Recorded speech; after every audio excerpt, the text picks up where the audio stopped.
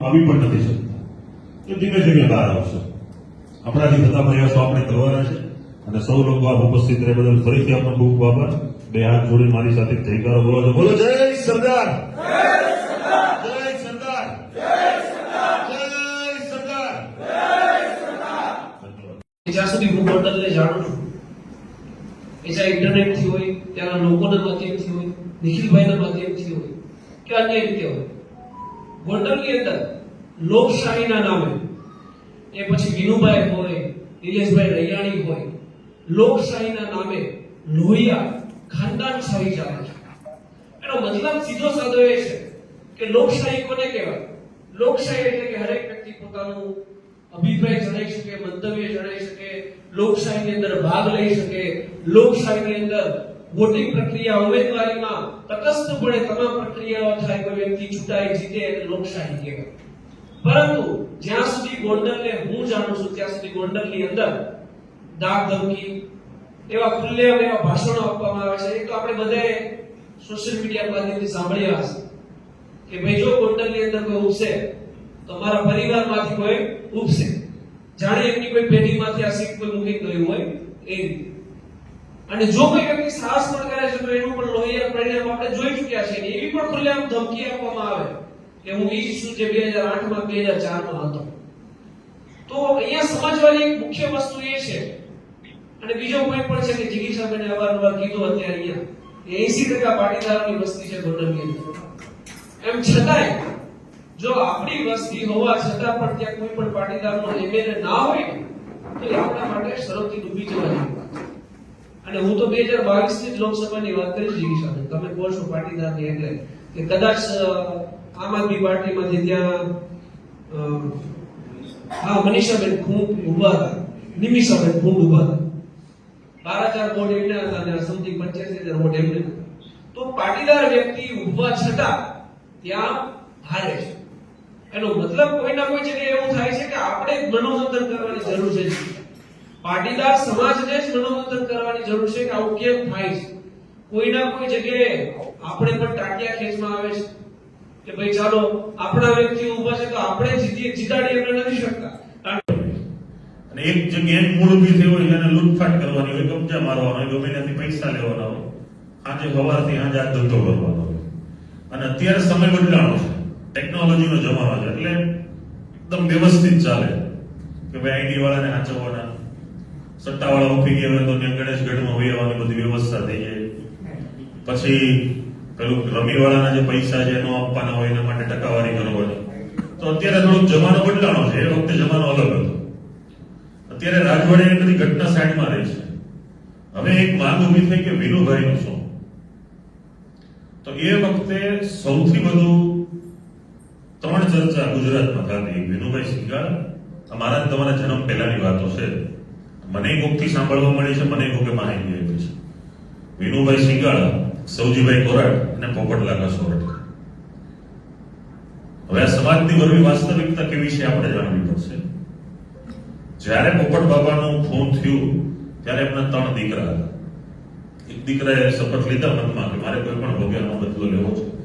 સમાજની વરવી વાસ્તવિકતા સાંભળજો, એને બદલો ન લેવા દીધો, આખા ઘરમાં બંધ રાખ્યો. એટલો માનસિક થઈ ગયો કે પોતાના માથા ઉપર પોતે ગોળે મારી કરી. એટલે હું તમે જે પ્રતિનિધિત્વ કરવા જાય છે ને હિસ્ટ્રી જાણી લેવી. આમાં કોઈ એવું ન રાખવું વાને કેટલા ઉભા છે, વાને કોઈ જ નહીં. તમારામાં હોય તેવડ તો જ આગળ ચાલો. એમ કે આ સમાજની ખાસિયત છે. કેશુ બાપાના પહેલા ઘણા બાપા હતા, એ બધાને અનુભવ થઈ ગયો. કેશુ બાપાને થઈ ગયો, એ પછી એટલા બાપા આવી ગયા આપણા સમાજમાં, એ દરેકને અનુભવ થઈ ગયો. આજે વિનુભાઈના પરિવારની પરિસ્થિતિ શું છે, આજે પોપટલાલ સોરઠીના પરિવારની પરિસ્થિતિ શું છે, એ ત્યાંના લોકોને જ ખબર છે. એટલો બધો સમાજે માનને મોભો આપ્યો તો આ પરિવાર આજ ગોંડલમાં ન જીવતા હોય, નથી રહેતા ગોંડલમાં. કેમ? ત્યાંના લોકોને પૂછવું પડે.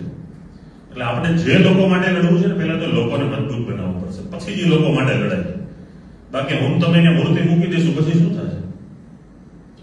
દરેક વસ્તુની ઘટનાને આપણે આધાર લેવો પડશે, લોકોને મજબૂત કરવા પડશે. આજે ખાલી આપણે ગ્રુપ પૂરતી મીટિંગ છે એટલે આમાં બધી વસ્તુની વાતો થઈ શકે.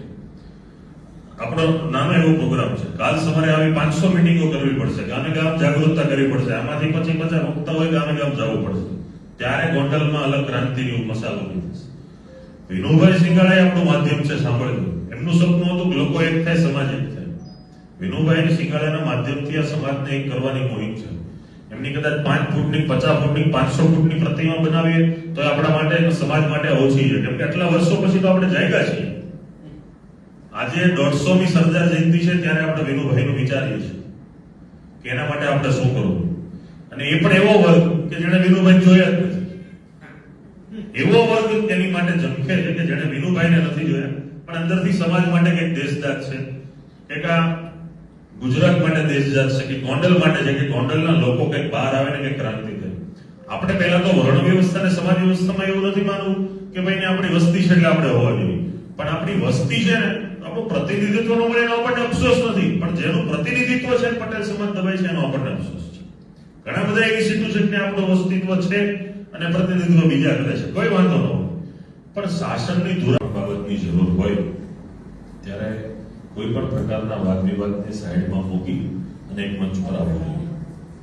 આજની ખાસ કરીને છેલ્લા 45 થી 50 દિવસથી સમગ્ર સૌરાષ્ટ્ર, સમગ્ર ગુજરાતનો જે મુદ્દો બન્યો છે ગોંડલ, તો કે આ ગોંડલ એટલું બધું ચર્ચામાં કેમ છે? સ્વાભાવિક છે કે પહેલાના સમયમાં જે પણ શાસનો હતા, એક બે સ્ટેટને, એ વખતના જે સ્ટેટો હતા આઝાદી પહેલાના, એક પાટડી અને એક બીજું, બેને બાદ કરતા લગભગ ગુજરાતના જે રજવાડા હતા બધા મોસ્ટ ઓફલી ક્ષત્રિયોમાં હતા. અને દરેકના લોહીનો ગુણ હોય. કણબીના લોહીનો ગુણ ખેતીનો છે, મહેનતનો છે. ક્ષત્રિયના લોહીનો ગુણ એના જે પણ શાસન આપે છે એની પ્રજાનું રક્ષણ કરવાનું છે. બ્રાહ્મણોનો હોય તો એનો લોહીનો ગુણ છે કર્મકાંડ કરવાનો, વિધિ કરવાની. દરેકના લોહીના ગુણ હોય છે, અને લોહીના ગુણ ક્યારેક વધતાય નથી, મીટતાય નથી, પણ એમાં ફેરફાર થતા હોય છે. સમયાંતરે ગોંડલમાં ઘણી બધી ઘટનાઓ એવી ઘટી. પહેલા તો જે વિનુભાઈ અને જયરાજ વાળી છે ને, આખી સ્ટોરી અલગ છે. વિનુભાઈ વાળી જે ઘટના ઘટી છે એ આખી વિક્રમસિંહ રાણાને લગતી છે.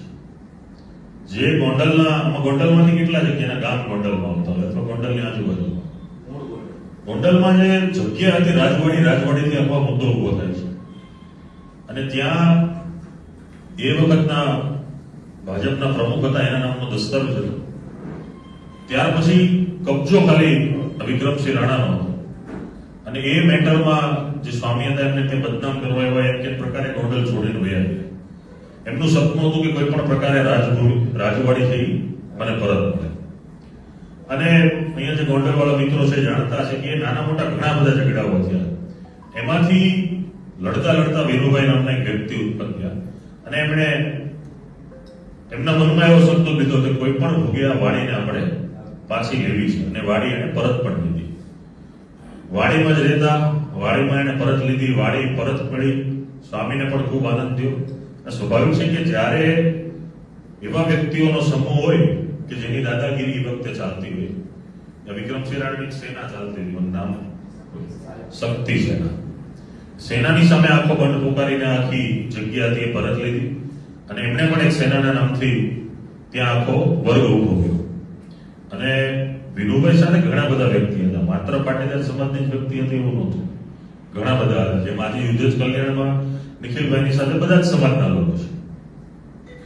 આ ઘટના પછી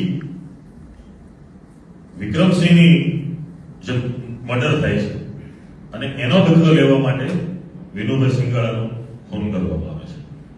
આ જે ઘટના ઉભી થાય છે એના પછી કન્યા શાળામાં એક ડાયરો હોય છે, જે ડાયરામાં દરેક લોકોને આમંત્રણ હોય છે, પણ ડાયરામાં એવું છે પટેલ સમાજની જગ્યામાં આ ડાયરો છે, અને ડાયરાની અંદર બીજા લોકો નો આવે એવી લોકોની માંગણી હોય છે. વિનુભાઈ સાહેબ ટીમની જેમ આપણે કેમ બધા વિરોધ નોંધાવતા, વિરોધમાં જે આગેવાનો હોય નજરે ઓછા ચડ્યા હોય ને ક્યારેક કોઈ બીજા ચડી જાય, જેમ અમિત શાહમાં મહાદેવ ચડી ગયા. તો એવી જ રીતે નિલેશભાઈ રૈયાણીનું ઘર્ષણ થયું એ વખતે ડાયરામાં, અને બીજે જ દિવસે એમનું ખૂન થયું. જે આપણે મિલન છે ગોંડલ વાછરા, એ ગામના નિલેશભાઈ રૈયાણી છે. તો આખી 3-4 ત્યાં ગેંગો, એક આ વિક્રમસિંહ રાણાવાળો ગ્રુપ, અનિરુદ્ધસિંહ રીબડા, જયરાજસિંહ અને વિનોભાઈ, આ રીતની આખી ગોંડલની ગેંગો જ હતી. હવે આમાં ઘણીવાર કેવું હોય છે કે ગેંગોની ઉત્પત્તિ બે કામથી થાય. કાંઈ નહીં, પરંતુ એક જ મેં અવારનવાર હું સોશિયલ મીડિયા પર આ કહેતો આવ્યો છું કે જ્યાં સુધી હું ગોંડલને જાણું છું એ ચાહે ઇન્ટરનેટથી હોય, ત્યાંના લોકોના માધ્યમથી હોય, નિખિલભાઈના માધ્યમથી હોય કે અન્ય રીતે હોય, ગોંડલની અંદર લોકશાહીના નામે એ પછી વિનુભાઈ હોય, નિલેશભાઈ રૈયાણી હોય, લોકશાહીના નામે લોહિયા ખાનદાનશાહી ચાલે છે. એનો મતલબ સીધો સાધો એ છે કે લોકશાહી કોને કહેવાય? લોકશાહી એટલે કે હરેક વ્યક્તિ પોતાનું અભિપ્રાય જણાવી શકે, મંતવ્ય જણાવી શકે, લોકશાહીની અંદર ભાગ લઈ શકે, લોકશાહીની અંદર વોટિંગ પ્રક્રિયા, ઉમેદવારીમાં તટસ્થપણે તમામ પ્રક્રિયાઓ થાય, કોઈ વ્યક્તિ ચૂંટાય, જીતે અને લોકશાહી કહેવાય. પરંતુ જ્યાં સુધી ગોંડલને હું જાણું છું ત્યાં સુધી ગોંડલની અંદર દાગ ધમકી, એવા ખુલ્લેઆમ એવા ભાષણો આપવામાં આવે છે. એ તો આપણે બધે સોશિયલ તમને કેવા માંગુ છું કે નિખિલ દોંગા બોલે તો ગુસ્સીટો, રાજુ સોલંકી બોલે તો ગુસ્સીટો, પણ આજે હું બોલું છું કરી બતાવે મારી પર ગુસ્સીટો. પટેલોને દબાવ્યા, દલિતોને દબાવ્યા. આજે એ લોકો જો ગુનેગાર હોય તો ક્યાં ગઈ એની ગુસ્સીટો?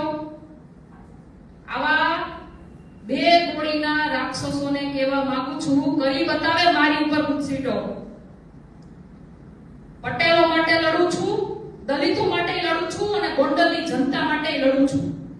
અને આવા બે ટોકડાના જલ્લાદોની સામે લડું છું, કરી બતાવે મારી ઉપર ગુસ્સીટો.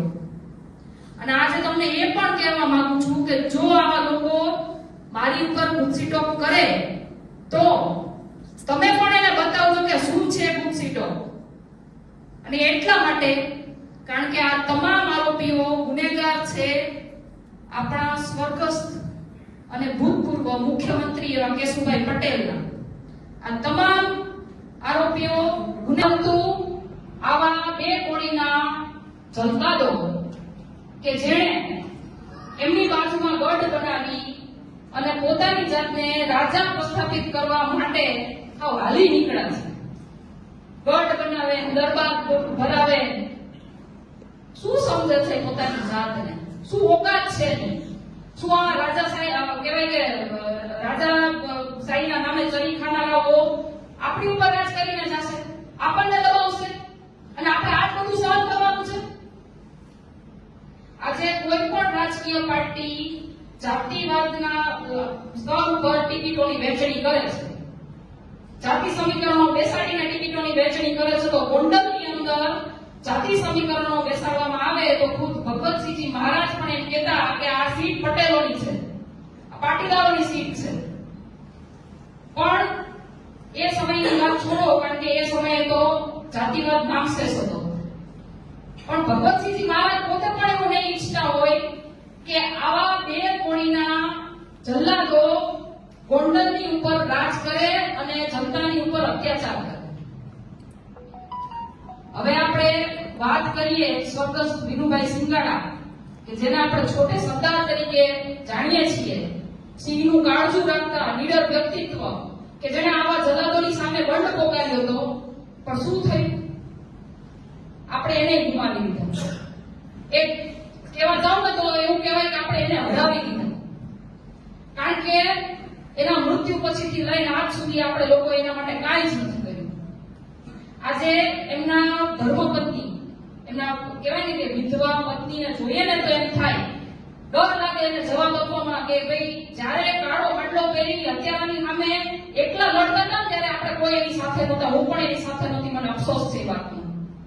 પણ ત્યારે હું ઘણી નાની હતી અને મેં તો વિનુભાઈ સિંગાડાનું કહેવાય ને કે એનો ચહેરો પણ મને બહુ યાદ નથી, પણ એનું કાળજું, એનું જીગર, એનો જذ્બો આજે પણ મારા અને તમારા દિલમાં હૃદયમાં ધગધગે છે. તો વિનુભાઈ સિંગાડા માટે આપણે કાંઈ નથી કરી શક્યા ને એનો આપણને અફસોસ છે. અને આજે તમારા લોકોની સામે કહું છું કે સ્વર્ગસ્થ વિનુભાઈ સિંગાડાને યાદ કરીને જે એની મૂર્તિ પ્રસ્થાપિત કરવાનું જે મેં વચન આપ્યું છે ને એ મારા જીવના જોખમે પણ પૂરું કરીશ. તમે લોકો અહીંયા ઉપસ્થિત છો એ તમામ લોકોને કહું છું કે જો તમે ગોંડલને ભયમુક્ત બનાવવા માંગતા હો તો જાતિ, ધર્મ બધું સાઈડમાં રાખી અને મને સપોર્ટ કરજો. સહકાર આપજો. અને આ ખાલી સુરતની જનતા માટે નથી, આ તમામ ગુજરાતની જનતાને હું એટલું જ કહેવા માંગુ છું કે તમે જો આવા જલ્લાદોના બાનમાંથી ગોંડલને મુક્ત કરવા માંગતા હો તો આ મુહિમમાં ભાગ લેવા માટે આવા લોકોના જે 2 નંબરના ધંધા ચાલે છે ને, જેના લીધે ગોંડલને બાનમાં રાખે છે, જે 2 નંબરના ધંધાની આવક જ્યાંથી ખખેરે છે ને, એના સરનામા મારા સુધી પહોંચાડજો, પછી હું છું ઈ છે.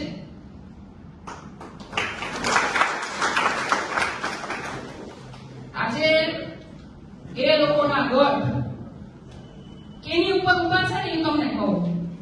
ગોંડલની એપીએમસી, ગોંડલની નાગરિક બેંક, ગોંડલની નગરપાલિકા, આ બધાની ઉપર એના ગઢ ઉભા છે. એનું રાજકારણ ક્યાંથી થાય છે? અને જ્યારે આ ગઢના પાયા હલાવવા માટે જ્યારે આપણો નિખિલ ડોંગા ઉભો થયો ને, તો એની ઉપર એ ગુસ્સી ટોક કરીને એને જેલમાં મોકલી દઈને એની ઉપર યાતના કરવામાં આવી. આ જ ગુસ્સી ટોકનો ઉપયોગ એને રાજુ સોલંકી ઉપર કર્યો. એ દલિત સમાજમાંથી આવે છે, પણ એમને આપણી પાસે ઘણી આશા છે, કારણ કે આપણો વર્ગ ત્યાં મોટો છે. જો આપણી સાથે આ બધું થતું હોય તો નાના સમાજ હવે શું ન થતું હોય તમે વિચારજો.